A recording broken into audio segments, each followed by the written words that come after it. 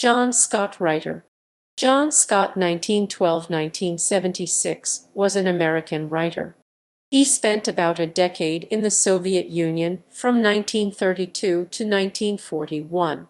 His best-known book, Behind the Urals, An American Worker in Russia's City of Steel, is a memoir of that experience. The bulk of his career was as a journalist, book author, and editor with Time Life. Scott began his adult life as an idealistic socialist of democratic socialist character and traveled to the Soviet Union in 1932 to be part of the early Soviet zeitgeist of enthusiastically building socialism. He worked as a welder, chemist, and foreman at the new city of Magnitogorsk and married and had children there. He was disillusioned in 1937 and 1938 by the Great Purge, which removed him from normal Soviet life as a suddenly distrusted foreigner, and which disappeared many of his Russian colleagues.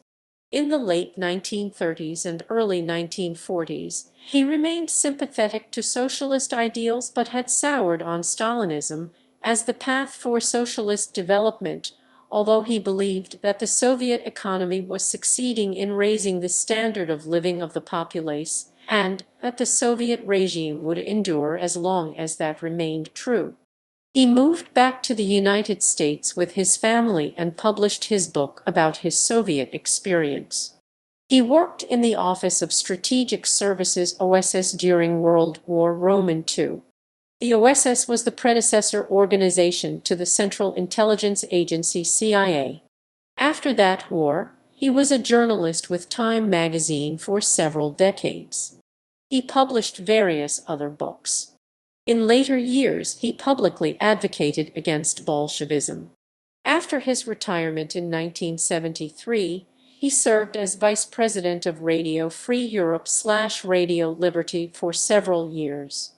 Background: Scott was born as John Scott Nearing in 1912, at age 17 or 18 years.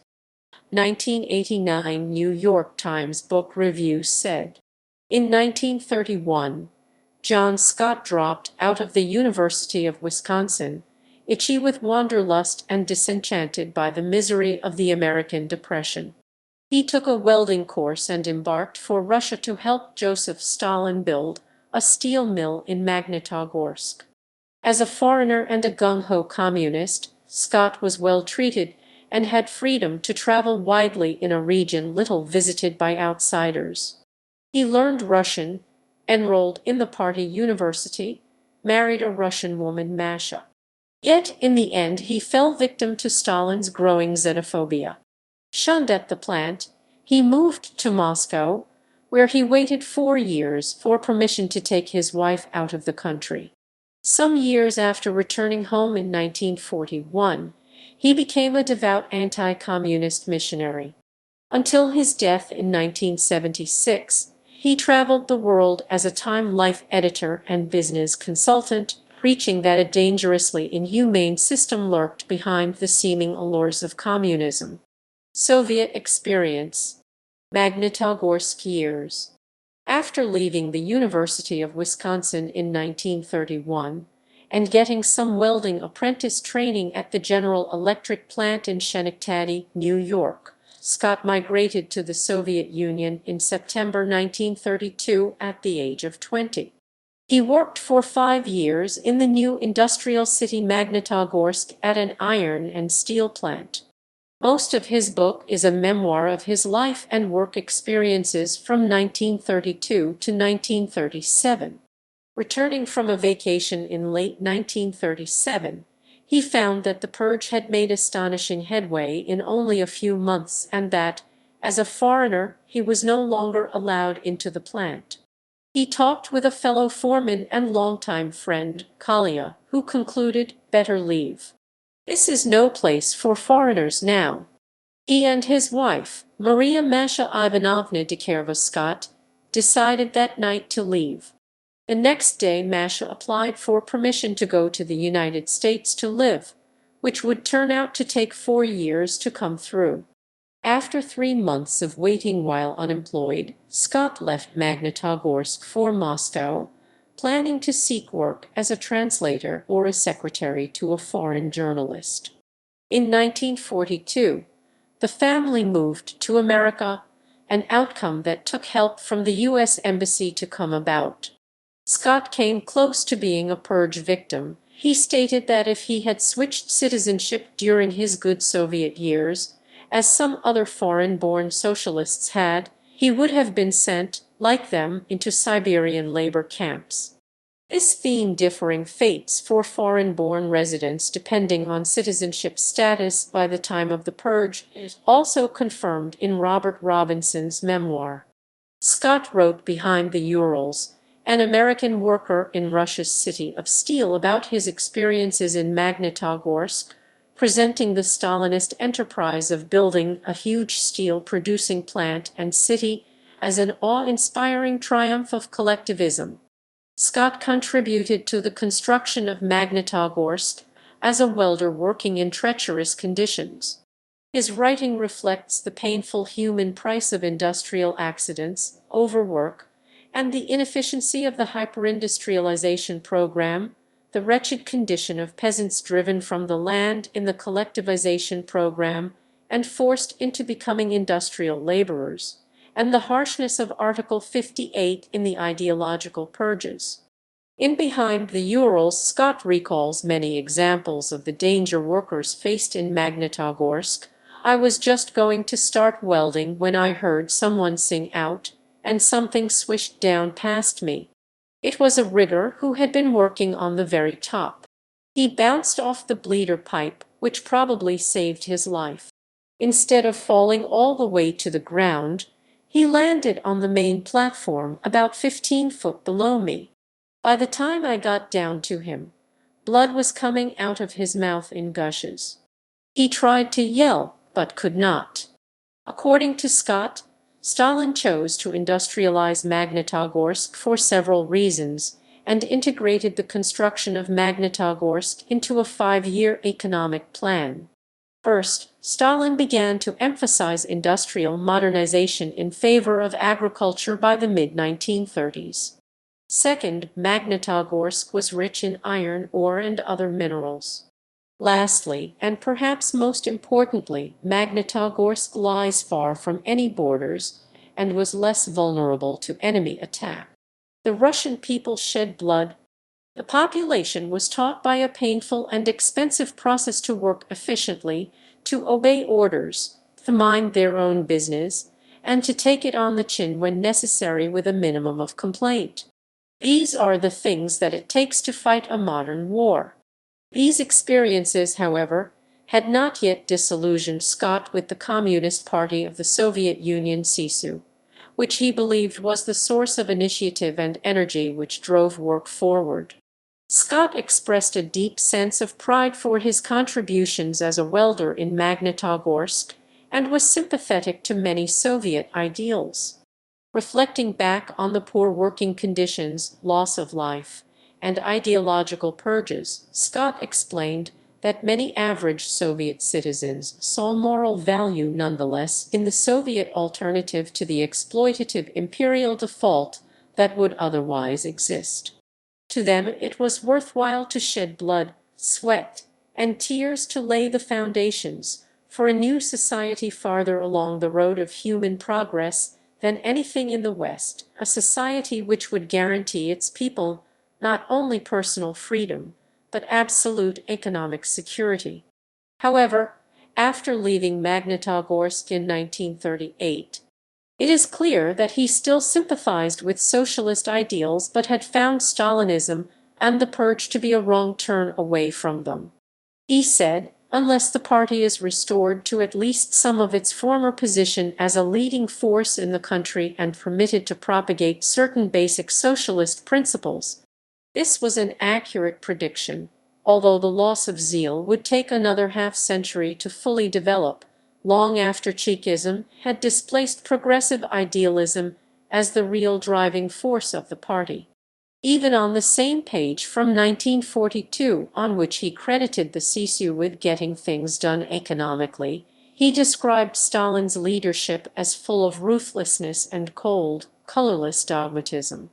However, he saw most of the populace as focused solely on rising standard of living, which he saw had in fact occurred in the 1930s, and he said even in his private 1938 debriefing that I believe that the economic battle is gradually being won. He said, I believe that the popular feeling in the Urals is that the present regime has given them the common people, and is giving them more goods and comforts than they have had before. It is possible that as long as the Soviet regime is able to keep the people at work and give them enough purchasing power to buy the things essential to their low standards, it will endure. The low standards part of his statement is significant in fully understanding it. As Manya Gordon showed in 1941, the overall arc of Russian standard of living from the 1910s through the 1930s was not at all what it should have been if a brutal civil war and forced collectivization had not happened at all. But given that those things did in fact happen, it was possible, among those people who had not been imprisoned. The latter nadir was the reference point by which the low standards were calibrated, and it was quite different from what should have been if Bolshevism had never destroyed the better angels of earlier Russian progressivism, which is how Scott's examples of improved living standards and Gordon's examples of degraded living standards were both accurate despite their apparent contradiction. It would be some years before Scott later became openly anti-Bolshevik.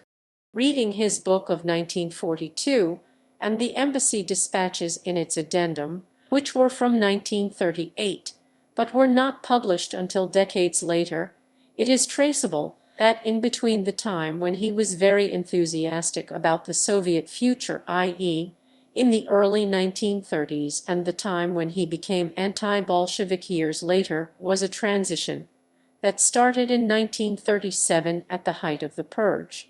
Moscow years, and debriefing by the U.S. Embassy in Moscow. From 1938 to 1941, owing to the Soviet crackdown on foreign nationals during and after the Great Purge, Scott was no longer allowed to work in the plant at Magnitogorsk.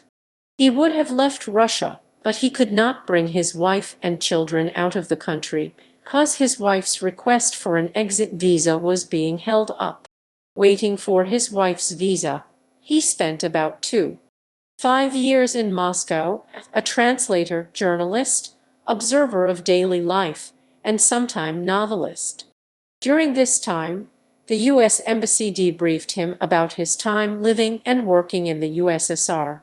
Diplomatic dispatches conveyed this debriefed information to the United States. Their content is published in the addendum to Scott's book. As his book's editor, Stephen Kotkin, said, embassy officials regularly debriefed American citizens living and working in the USSR. Most such people were American engineers doing consulting work in Soviet enterprises. Some were workers like Scott, who had come to the USSR during the Great Depression with excitement about participating in what was then projected to be the successful construction of a great Soviet socialist future. Such debriefings were one of the only ways for the United States to get non-official information about Soviet life and industry, as most real economic data was a state secret in the USSR by the late 1930s, and the US had little successful human intelligence in the country. It was ascertained in the United States, through the National Security Agency's Venona project, that the Soviet government was aware of Scott's debriefing and its transmission to the United States, and that, in the paranoia of Stalinism, it characterized them as espionage, although Scott was never privy to any substantial Soviet secrets and was in fact only reporting facts that were fairly obvious to many Soviet workers and administrators, albeit undiscoverable outside the country. For example, these included hearsay about what sort of industrial plant was under construction in this or that city, how huge it was, and what kind of wages and apartments workers were finding available there.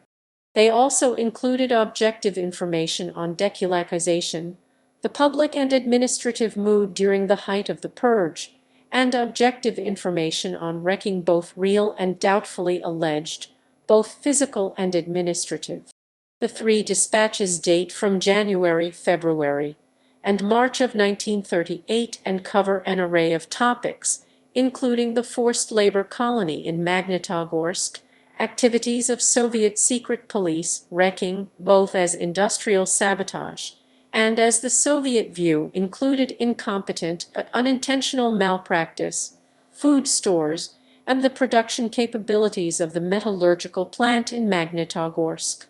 In 1942, Scott moved back to the United States with his wife and two children.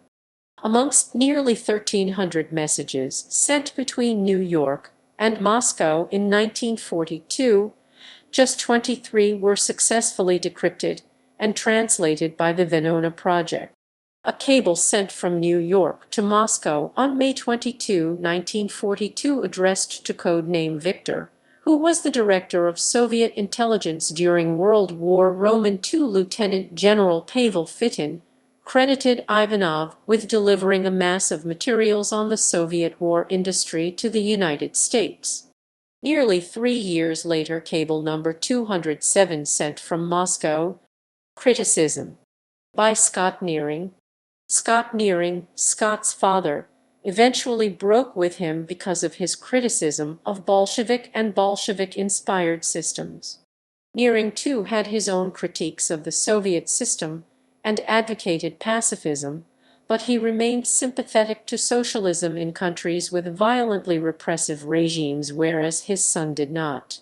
Nearing was a sympathetic socialist guest of the Albanian state of the Stalinist-inspired Hoxha regime as late as the 1970s. By Whittaker Chambers. Whittaker Chambers claimed that Scott tried to influence Time magazine publisher Henry Luce to remove Chambers as foreign news editor because of Chambers' anti-communist and anti-Soviet views. Scott's own evolution in his views over the decades is relevant here, as at the time of which Chambers spoke, Scott still had hope for socialism in its non-Stalinist forms, whereas by the 1970s his disillusionment was more extensive.